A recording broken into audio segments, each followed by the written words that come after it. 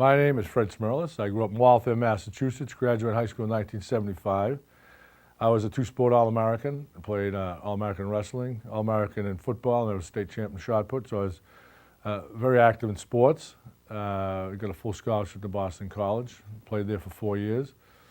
Was drafted by the Buffalo Bills in 1979. Buffalo played 11 years there, started 156 games in a row. I was 5-time All-Pro. I was 3-time All-NFL. Got traded to San Francisco 49ers, played there a year. Next couple of years went to the New England Patriots and retired in 1994. I played more plays than any player in history of football at nose tackle, played 200 games. When I got out of football, sat on the couch, my wife said, "What are you going to do now?" I said, "I don't know, honey. You want to try and tackle me?" That's what I did. I hit people with my head. So I had to change courses really quickly, and I got into radio, started at the bottom, worked my way up, and then started my own business and took it from there. Now I do 9 shows a week. I run a couple businesses and have the luxury of having time to work with my kids now. I was diagnosed initially with a bump on my prostate. The doctor says, you know, you have no signs. Your PSAs are low, urination problems aren't there, all these things. So we'll do a biopsy. And I'm expecting a biopsy to find maybe a spot of calcium. And the biopsy comes back and it's cancer. Now, cancer is something that you can't eat it out of your system. You can't exercise it out. You can't will it out. It's there. And that was really difficult for me because I've been able to plow through anything. I mean, I played with things that you wouldn't even believe. You know, ankles sprained so bad you can't move, you tape it up, you ice it up, you shoot it up, whatever you have to do. But this you couldn't. So once the reality of that set in, it was like getting hit by a fungal bat in the face. You know, you get that You know, my dad had prostate cancer. My uncle on my mom's side had prostate cancer, and it wasn't as pleasant experience. You know, they didn't have. I said, what happened with your ability to have an erection? What happened with your ability to urinate? What happened to your quality of life? I want quality of life. That's part of it. So they said, well, just take it out, take it out. And I said, wait a minute. You know, it's slow-moving cancer. They told me I have a bit to look at this. So I'm going to research every aspect of possibilities. And I met with a group from Mass General, and they said, well, there's 3 different doctors. One said the seeds, one said radiation, one said operation. And then the same doctor said he has a scope, laparoscopy. And I said, okay, and then let me go back and think about that. And I called another doctor friend of mine, Dr. Saxton, who's in the research for cancer. He said, well, there's also the Da Vinci laparoscopy, and I said, and that means it's less invasive. Okay, so I looked up top doctors, and I saw a guy that looked like Arnold, and I said, wow, this guy looks interesting. And I did research on him. It was Dr. Turek. And I asked people about him. I said, you know, he's a tremendous doctor. And then I called to get an appointment, and they said, and I went and met him, and he looked at me and goes, we fix it, we take it out, we make you better. And I say, okay, that makes me very confident.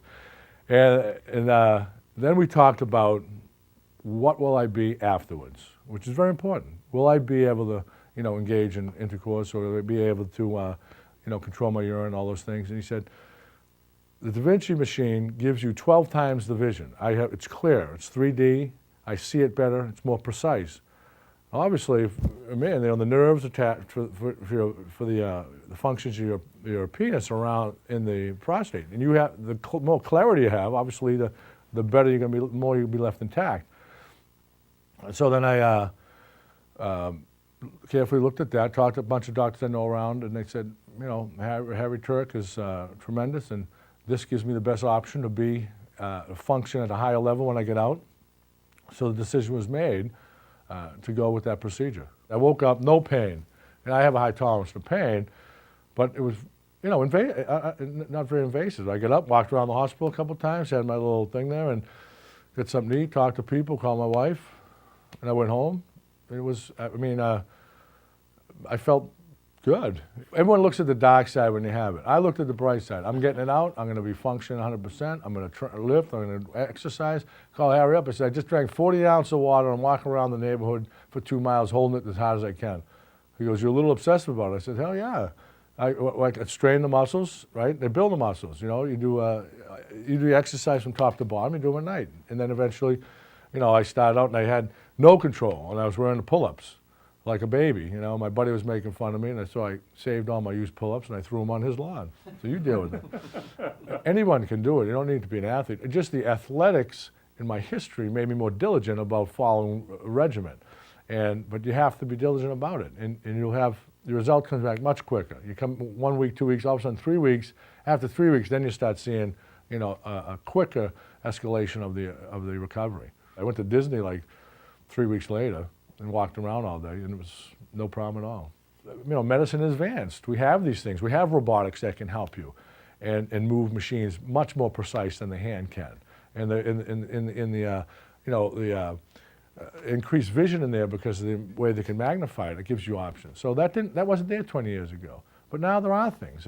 Sometimes it's you can sit and wait a little longer and monitor it if you want, because it gives you have those options. But it's just about knowing what's out there, and that's one of these reasons why I'm here, because I want to tell you that there are options. Just go out and find them by searching the web and searching other doctors. You can, and with you guys doing this, and say I'm a very busy man, but I came down here to give my story so someone won't make a mistake and not choose the option that gives you the best chance to have your life back whole again to the best it can. And this does it.